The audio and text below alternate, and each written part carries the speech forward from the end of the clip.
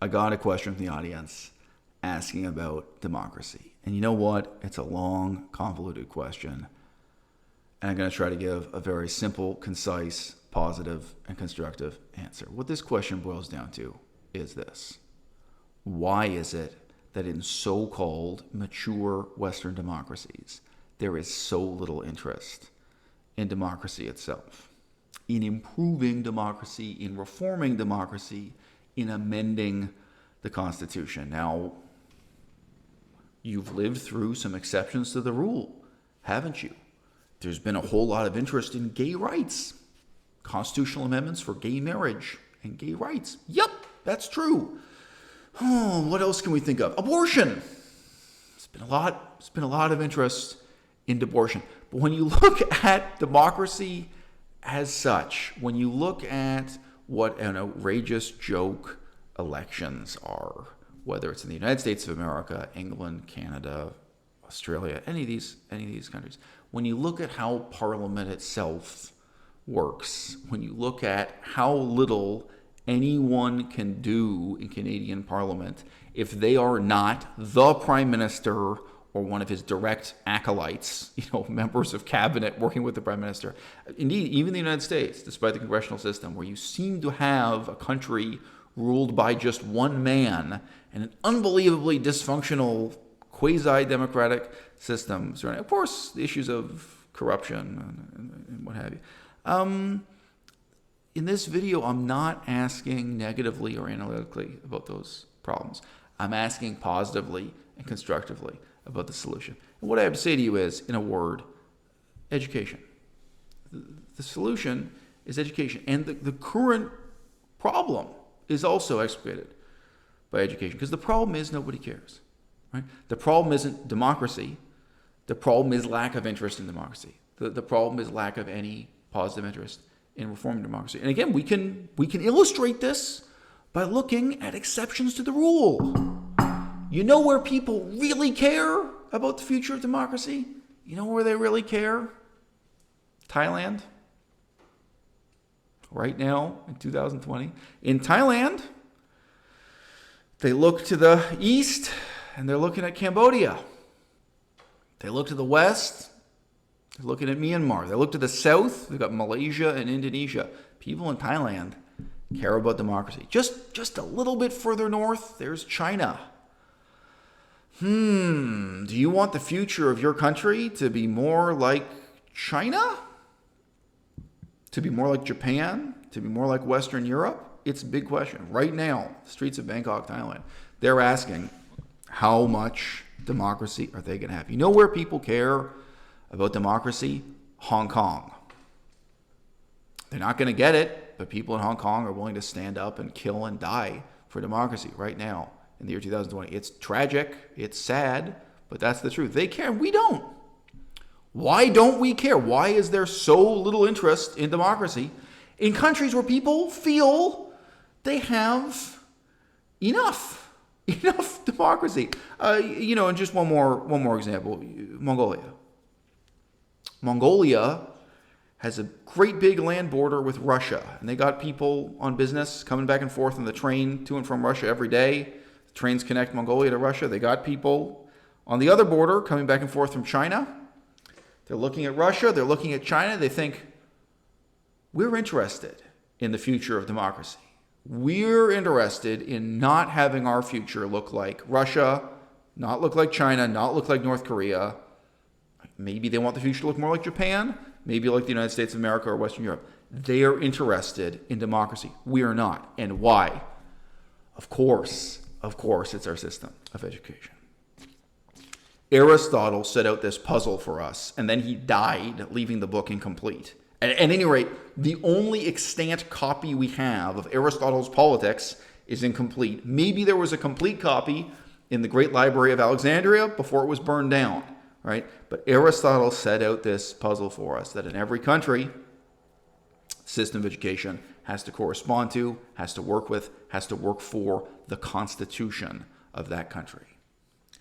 If you have a democracy, you need a system of education that prepares people to be good citizens, to be participants in a democracy. If you have a monarchy, You need a system of education that prepares people to be good citizens in that monarchy. We still have monarchies today. We have Saudi Arabia. You tell me, do you think the system of education in Saudi Arabia is doing a good job educating and preparing people to be citizens within Saudi Arabia, to have freedom of speech within those limits, to influence, to live a life as a publicly responsible person within that society, right? I mean, an example would be charity work. I realize that the amount of democracy in Saudi Arabia is close to zero, but there are ways people can take responsibility and be civic-minded and do something good for the community.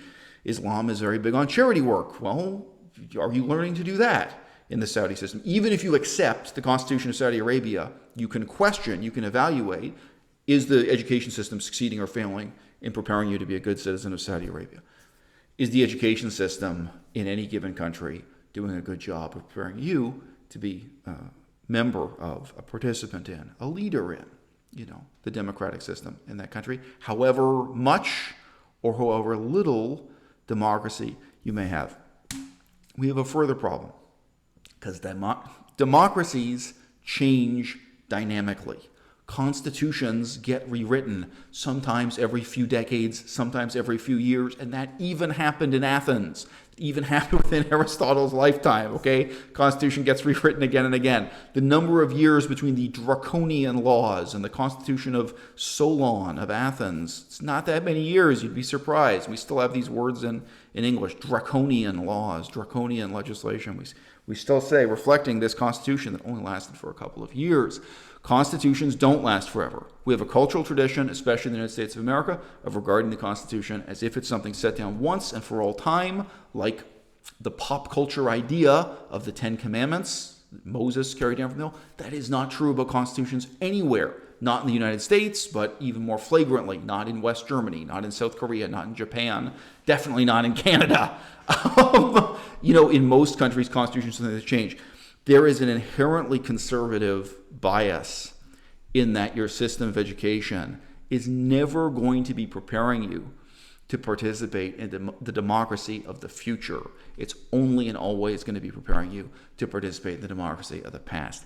At best, the system of education you've got is preparing you to participate in democracy as it was, neither as it is nor as it should be. Now, in Canada, I can't even say that. Many years ago, I saw an interview with the rapper Tupac Shakur. Probably some of you can send me the link. It's probably on YouTube right now somewhere. And it's Tupac complaining that in his high school education, he didn't learn to take a complaint to Parliament. He didn't learn to take a complaint to City Hall. He didn't learn to participate in the democratic system anyway. He didn't learn to fight for his rights or just to even dispute some zoning regulation, some relatively minor legal kerfuffle at City Hall or State Senate or what have you. He didn't learn how any of that works or how to participate, how to be a good citizen. Instead, he says, I learned how to play volleyball. Right?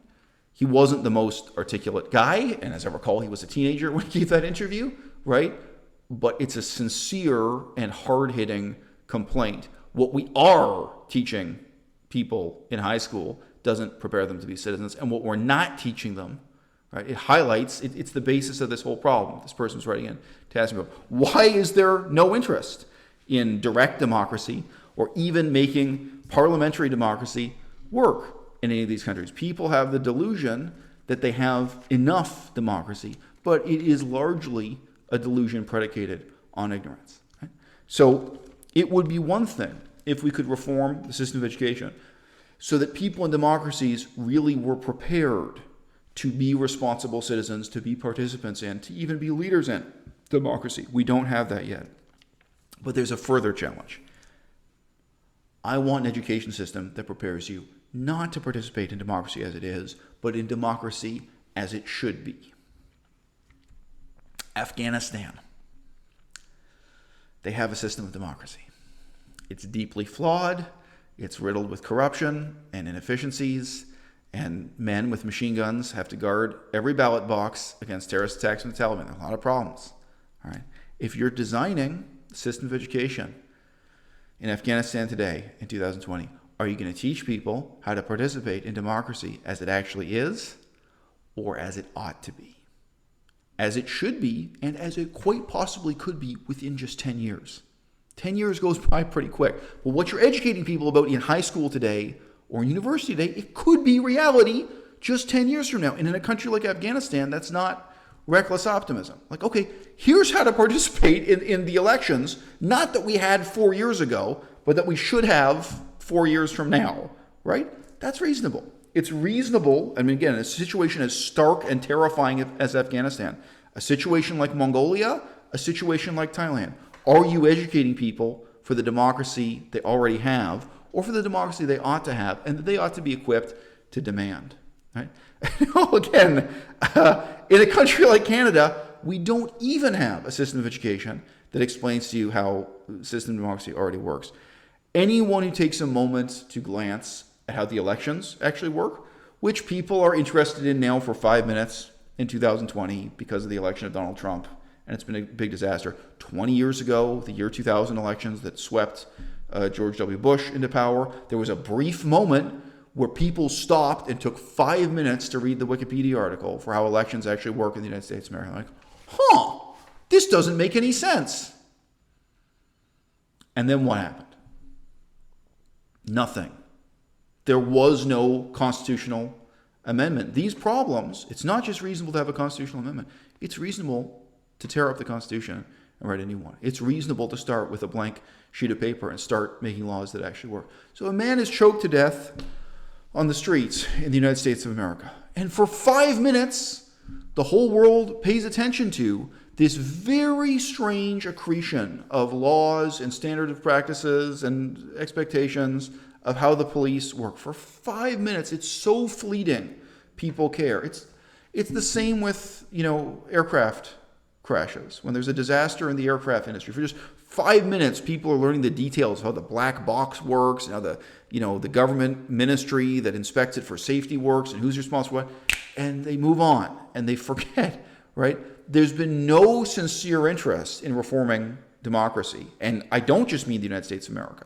This applies to Canada, England, really all the mature Western democracies. There was a spark of interest in France with the Gilets jaunes. And I'll just mention again, I've said it before, there's a really weird conspiracy in the media to suppress the democratic aspect of the Gilets jaunes because they were explicitly calling for constitutional amendments and reforms to make democracy in France more democratic, to have more direct democracy. They really wanted change in a meaningful way. It wasn't just a set of protests about gasoline prices, right? Public attention is sparked in this very fleeting and shallow way by a disaster of this kind. But the pattern that's held true during my lifetime is that soon enough that attention dissipates. There is no reform. There is no progress towards a more perfect democracy, or even just a more adequate democracy. All right. Now, if we look at the two halves of the equation that Aristotle set out for us, right? So there's the Constitution and the system of education. Question I want to ask you is, which one is going to change first? And which one can you change? Which one can you make a difference in now and in the next 5 years? Right? From my perspective, both of them have to be completely demolished. I mean, I'm dead serious when I say that the university system of education we have in the Western world right now needs to be torn down. And in tearing down the university system, you cause a disruption throughout society at all levels, because we live in a society where most rights, ranks, privileges, and sources of income correspond to credentials that are handed out by universities and other educational institutions. I mean, ultimately, getting your driver's license comes from an educational institution, although not a university, right? Who is a surgeon and who is not? Who is qualified to fly an airplane and who is not? Who is allowed to be a stockbroker and who is not? Who is an architect and who is not? Who is a lawyer and who is not? Who has to pay a lawyer as opposed to being paid to get even the simplest thing done in a court of law, right? All these things are controlled and defined by your system of education. So if we're calling for a total reform of education to demolish the establishment we now have, it's not a minor revolution that I'm calling for, right? And the constitutions that we have in the Western world, they need to be torn up and rewritten. But it's also fair to say that if we tear up the Constitution of the United States of America today, or of Canada today, right, and start from a blank sheet of paper, you know how little engagement, how little interest, how little enthusiasm there's to the public. Right? You know you're not going to get a great or good or even passable constitution to replace the old one. Just look at the quality of the intellectual response at all levels to police brutality in 2020. Look at the astounding stupidity of the defund the police movement and of what's come out of BLM, Black Lives Matter. There aren't new ideas here. And let me just be clear. You need new ideas that are so good, that are so much fundamentally better than the old ideas, that they make those old ideas obsolete.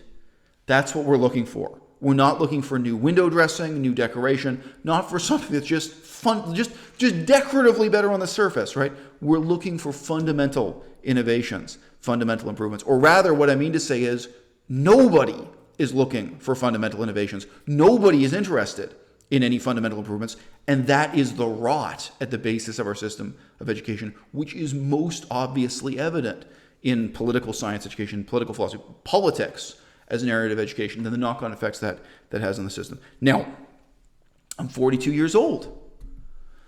Within my lifetime, police brutality is not the only example of this. So there has been a critique of police brutality, and I'm saying there's an appalling lack of new ideas, and that this shows the weakness of our education system. This shows how poorly we're prepared to actually tear up the Constitution and write a new and better Constitution. I don't mean me personally. I mean us, on the level of thousands or millions of people. Whoever's going to participate in this, okay, what? You ever heard of neoliberalism? Have you looked at the critique of neoliberalism in the last 30 years? Again, in this sense, the paucity of new ideas is just appalling. It's just shocking. Yes, of course, I can't say there are zero ideas if you rake through the mountains of paper that have been presented at academic conferences about neoliberalism. But in this sense, in the same way there are now conferences talking about police brutality in 2020 and giving different left-wing watchwords about defunding the police and what have you. No, neoliberalism was never confronted with a fundamentally new, fundamentally better, fundamentally innovative idea that could replace neoliberalism and that would make it obsolete. That was so much better. Nobody's talking about going back to the Apple II. Nobody's talking about going back to the Apple Lisa because the new computers Apple is making make them totally obsolete. Nobody's talking about going back to the iPhone 1 because they got the iPhone 11 or the iPhone 12 now, whatever we're up to. That's the nature of obsolescence. All right, it makes what was rendered obsolete seem laughable by comparison. It's not just a change in window dressing. We're talking about big fundamental steps forward. Now, at the same time, anyone who just stops and looks at the reality of police procedure, the reality of how elections function, the reality of how parliaments function, will say there's so much outrageously wrong with this. There's so much laughably wrong that a high school student could see, oh, this is wrong, this is the solution. Oh, this is a bad way to organize parliament. Here, I'll write down some rules, tear up the old rules, this will be better. There's so much wrong that 10 or 12 idiots could come together and get organized and come up with a better set of rules and procedures. Very briefly, in Canada, we have the grand tradition of question period. It's the only democratic thing about the system we have in Canada, which is otherwise just a system of elected democracy. During question period, the elected representatives who do not form the government in power stand up and ask questions, and then they don't get any answers. And if you really pitch a fit and get snide and point out that the government has failed to answer your questions, they will say back to you, that's why it's called question period, not answer period. It's such an obvious gaping hole in our Constitution. Obviously, you could write a better Constitution that just says, yeah, when the government is asked a question by another member of Parliament, they have to answer. And they have to answer within a certain number of days, and they have to make a sincere effort to give the true and honest answer. You can imagine filling in some fine print in case you're actually exposing secrets that would lose people's lives in the battlefield or something. To what extent secrecy can vote. Of course, question period needs to have a corresponding answering period. And we have these kinds of laughably obvious gaps in how the system works today that nobody's ever thought to sit down and fill. And yes, in case you didn't know, in Canada, our equivalent to the Senate is not elected. We have an unelected Senate. So does England, where it's called the House of Lords, And by the way, it's not just called the Lords Temporal, but also the Lords Immortal. They have unelected representatives of religious groups in their House of Lords. There are all these weird accretions of what were short-term decisions, sometimes made in the Dark Ages, sometimes made in the Renaissance, sometimes made just 100 years ago or just 50 years ago. Short-term decisions that seem to make sense at the time, but what they add up to as they ossify and remain in place for centuries is a wildly irrational, wildly dysfunctional system that utterly lacks the dynamism of politics in Taiwan, of politics in Japan, of politics in Thailand, of politics in Mongolia, in relatively young democracies that started with a blank sheet of paper after World War II, unencumbered by these traditions. So yes, in this sense, as long as we're speaking analytically and destructively, I see the positive potential of people getting rid of this, tradition, the accumulated tradition of British Empire parliamentary democracy, that just getting rid of it would be a great accomplishment. Yes, I can talk about that negatively, but now when we turn to talking about it constructively and positively, that's when I say, whoa, wait. Look at our system of education. Look at the appalling stupidity of what we've managed to produce in terms of new ideas and innovation, whether that's in response to neoliberalism, globalization, another great watchword that brought together thousands of pens with PhDs attached to them, writing out reams of paper, all these theories about globalization. Go through them. You try to find a new idea that meets this criterion, a new idea that would make the old idea obsolete. All of the most fundamental and important questions of government have gone unasked and unanswered since the end of World War II. And why is that? My answer is to point back to Aristotle and say, tragically, it's because of this relationship between the Constitution and our system of education. What we need is a system of education that doesn't prepare us to plow the fields as silent peons in a system of feudalism. We don't need a system of education that prepares us to be powerless people in a society dominated by, an unelected class of lawyers and government-employed bureaucrats and captains of industry, in corporate America, or the leaders of corporations in Canada that collude with government. We don't need a system of education that prepares us to be depoliticized consumers in a bureaucratic, technocratic society that, in my words, lacks any kind of polity whatsoever. What we need is a system of education that prepares us to participate not in democracy as it actually is, but democracy as it should be.